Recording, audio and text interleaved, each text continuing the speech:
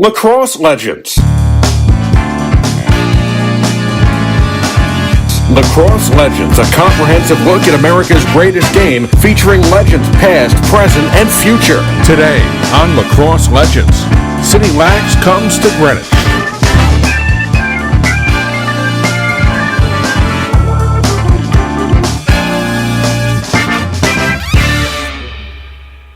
CityLax, a nonprofit organization dedicated to changing the lives of the students they serve through the game of lacrosse. This evening, CityLax comes to Greenwich.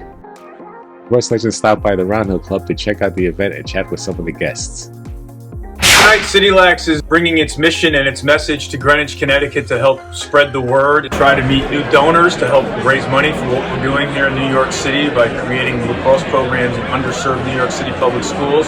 Greenwich and Fairfield County, obviously strong lacrosse programs and strong lacrosse community.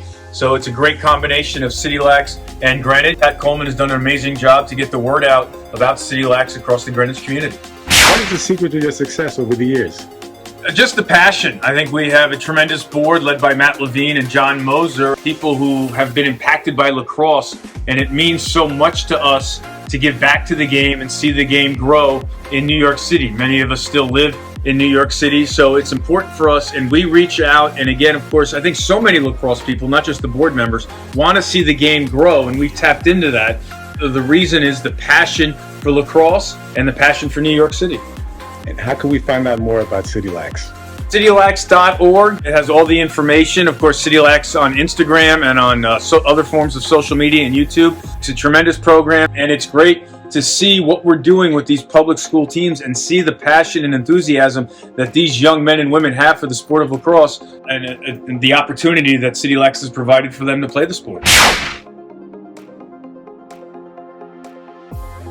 And congratulations again on the retirement of your jersey. It was a great event. Oh, thank you. Right. What brings you by today? You know, I saw an email for CityLax and that they were having an event to promote the program and help it grow. And one of our Syracuse alums sent me the flyer on it, and I just randomly emailed him back and said, hey, I'd love to come. It would be a great event. And you know, we have lots of friends in this area, so I said, I'll come on up. You brought up Syracuse, I have to bring it up. You're if I'm not mistaken, you're the fourth head coach of the Syracuse lacrosse program. In the history of the lacrosse program? Yes. Yeah. There's got to come with some pressure. How do you deal with that? You've got to be the coolest cat I've ever seen in my life. How do you deal with the pressure? You know, the pressure's put on yourself. You know, I've always looked at pressure that way. I've never really worried what you know, other people, because I have more pressure put on by the expectations that I have personally than what people can put on me from the outside. So we are working our butts off to bring Syracuse back, and I know that we're well on our way, and we're going to continue recruiting the way we do and bringing great talent, and now it's time to get it done on the field. So you're gonna see the tremendous difference in the program from last year to this year, and I'm looking forward to having the opportunity to get after it one more time. Syracuse lacrosse is a tradition, the overall experience. You know, we're a tremendous university that provides an excellent education, you know, balanced with lacrosse and sports, and you know, we're one of the few New York schools that has big time football and basketball. So you get kind of a big time feel for a university, and yet we're a private school that's you know, certainly smaller than the big state schools. So we're a unique fit for a lot of people, but overall I think it's a tremendous experience. I know I loved it and enjoyed it, and proud to be an alum. So, you know, go Qs. Yes, sir. Well, Coach, again, thank you very much for your time. We look forward to great things in 2023. Best of luck to you, and thank you. Thank you. And off the record, kid from Long Island, if you didn't know anything about lacrosse, thank you for making me a fan. Oh, nice. Well, appreciate your work here. Next on Lacrosse Legends.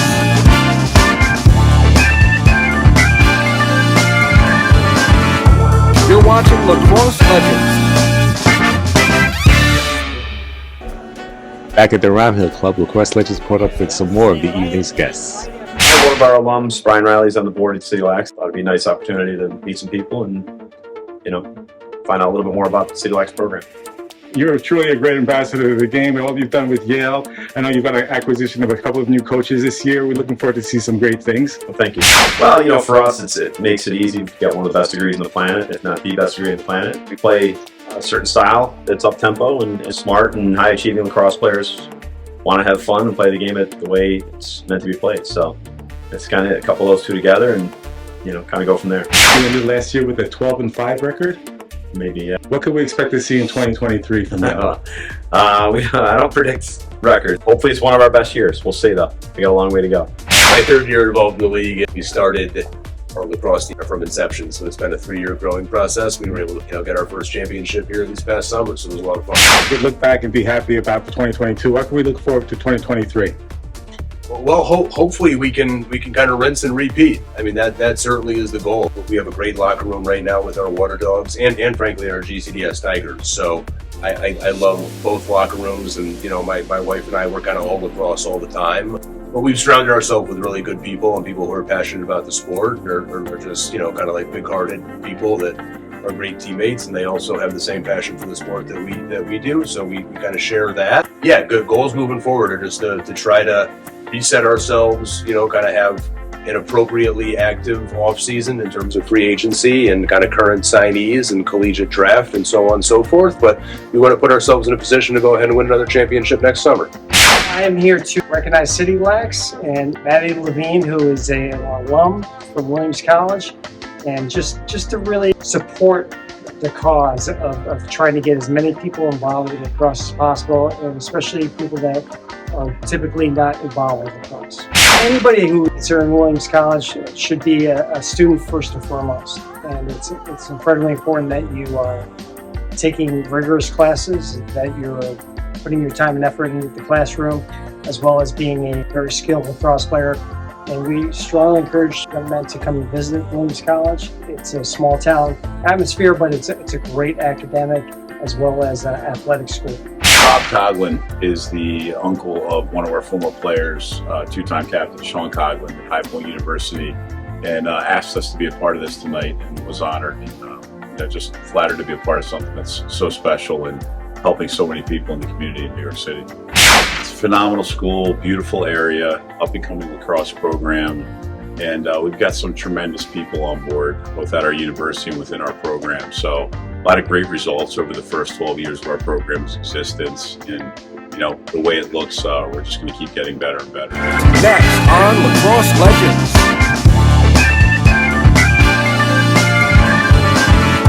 You're watching Lacrosse Legends. Players looking to transfer this season are under new guidelines that limit when they're able to enter their names into the transfer portal. In the past, players were able to enter their names whenever they'd like, during the season, after the season. A shock to a lot of coaches around the country trying to build their teams, trying to build their rosters. They haven't been able to maintain roster management because players were able to come and go as they please. Now, the new transfer windows will start the day after the championship teams are selected. Players will be allowed to enter their name into the portal. That doesn't mean they have to transfer during those windows, but it at least gives both the players and the coaches a time frame for when they know transfers will happen both in and out from their program, and give them a little bit more stability, a little bit more consistency in the process. The transfer portal has become so popular. I had one coach tell me he thinks teams now need to operate as if they're in the NFL, rebuilding every single season, looking at it as free agency. So now the new rules we'll see implemented on December 5th, the start of a new era with the transfer portal, the start of new guidelines, hoping to bring some consistency and a little bit less chaos. Well, the transfer portal, you know what?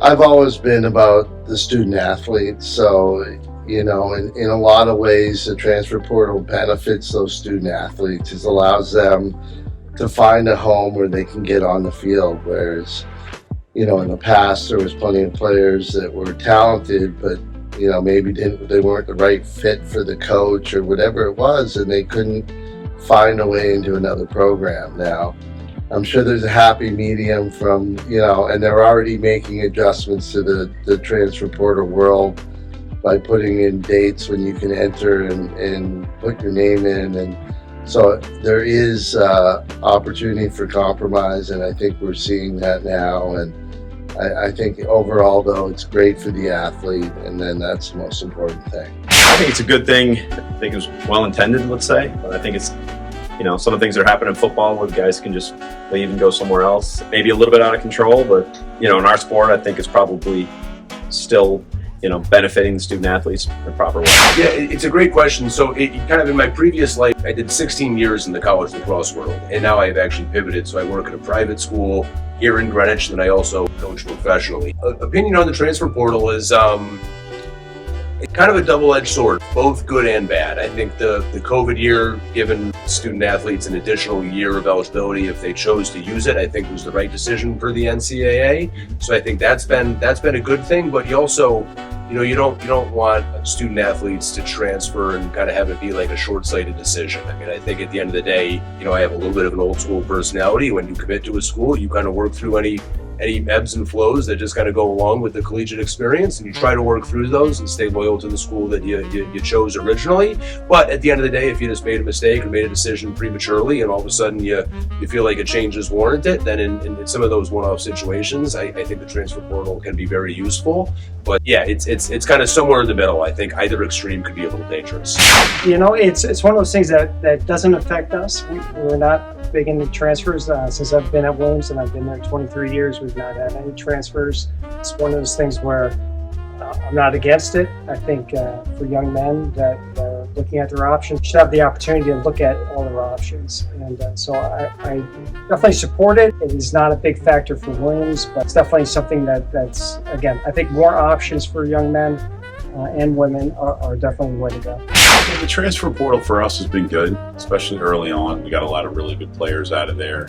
I think with the success that Maryland and Rutgers had last year in the transfer portal, Georgetown, a lot more schools are in there. So in the past year, it hasn't been, as kind to us. For programs, you got a decision to make. You can either go the route of the transfer portal and bring in 4, 5, 6 guys out of there every year, or you can kind of bet on your system of development.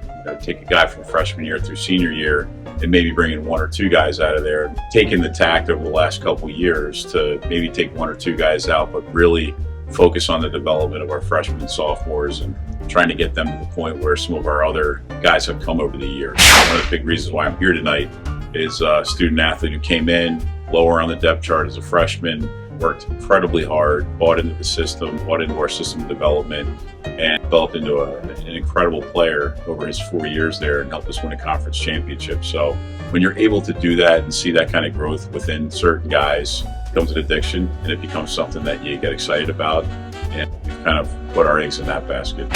Sit there and watch, and all you coaches know, you can look at a line drill or a shooting drill and see an athlete. And I would look at some guy or another player, and the coach would go, oh yeah, middle linebacker on the football team. Just started playing this year.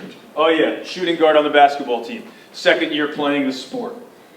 So we have just scratched the surface in New York City, and we need support. So trust me, we can all dream the dream that if Oregon, Texas, and Florida can produce the best player in the country, why can't New York City? Yes, we need your financial support, but we also need help creating awareness and spreading the word of what CityLax is doing, and maybe this will help.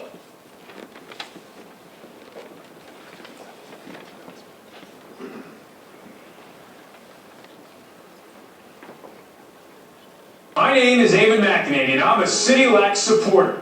I'm also on its board of directors and have seen how lives are changed through lacrosse. For 15 years, CityLax has been helping underserved inner-city students, both on and off the field, to use lacrosse to get into college. Annually, CityLax supports over 70 varsity, JV, and middle school teams, over 3,000 students with 65 free clinics and camps, and off-the-field programs that support these kids. In 2019, CityLax had a 100% graduation rate, with 97% going to college. To date, CityLax has impacted over 25,000 New York City students across the 5 boroughs. Let me introduce you to one person whose life was changed through CityLax. Well, CityLax for me has been invaluable. Like, it's something that for me has helped me really develop my skill and introduce lacrosse to me. I never knew what the sport was. I saw it on a TV show and I was able to learn and actually meet people who are willing to teach me and help me get myself on track when it came to school, education, learning about a new sport, putting myself out there. These are the places that they come and get better. They might not have the finances in order to get a private coach, so providing this extra opportunity for students to come, play, practice with each other, talk to a coach, ask questions to their peers and people who have been in their shoes before is really foundational for their growth as a player and as a human in general for their own personal endeavors that they want to do in their lives. So thank you for everything. Hi, this is Paul Carpentera, and I'm a CityLax supporter. I've been involved with CityLax for the last 8 years, and I will tell you, without question, it changes lives. My name is Max Sebo, and I support CityLax. My name is Kylie Omerler, professional women's lacrosse player, and I support CityLax. My name is Chris Saylor, and I support CityLax. My name is Connor Music, and I support CityLax. My name is Bobo Fairman, and I support CityLax. My name is Nigel Andrews, and I support CityLax. My name is Matt Madelon, and I support CityLax. My name is Pat Myers, and I'm a CityLax supporter.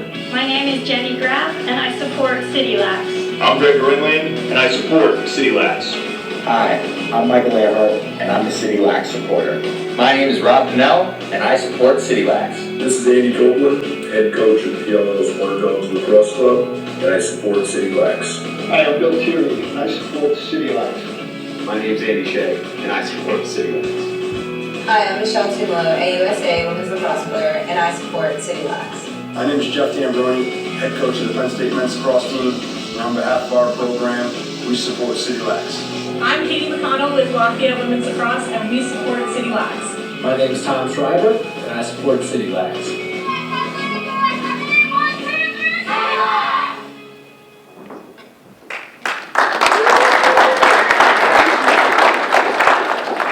Look, wrapping it up, let's enjoy the night, speak to the coaches, speak to friends, but more importantly, whatever you can do to help donate, that's why we're here. Across the room, you'll see the little QR codes. You can take a picture of it. You can see Hadley Garish on the way out. You can go to the website, citylax.org. It's why we're here. We've all been fortunate. The sport has given us so much, and what little we can give back will pay massive dividends. But we thank you all for coming, and thank you all for your support. Thank you. Thank you. CityLax, growing the game, one round ball at a time. This is Monsanto Music for Lacrosse Legends.